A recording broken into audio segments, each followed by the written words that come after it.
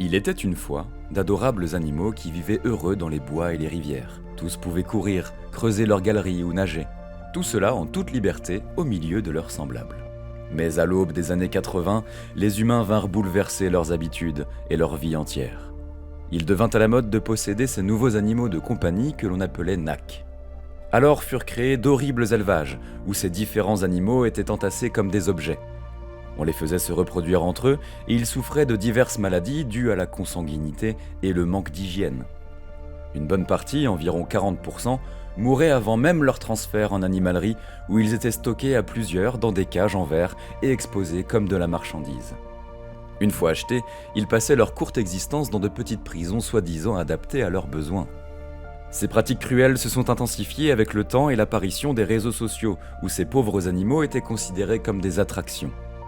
Il en résultait des achats compulsifs ou simplement une manière de calmer le caprice d'un enfant, avec la dramatique conséquence de l'abandon. En effet, sur 3 millions de NAC vendus en moyenne chaque année, 86% étaient abandonnés. Les refuges étaient saturés et n'étaient plus en mesure de les accueillir. Au drame de l'abandon se rajoutait le problème des invendus. Certaines animaleries donnaient les animaux, mais d'autres faisaient preuve d'une plus grande cruauté. Les rongeurs étaient mis vivants au congélateur ou jetés contre le sol pour ensuite être vendus comme nourriture aux reptiles. D'autres étaient même lâchés dans la nature, sans aucune chance de survie.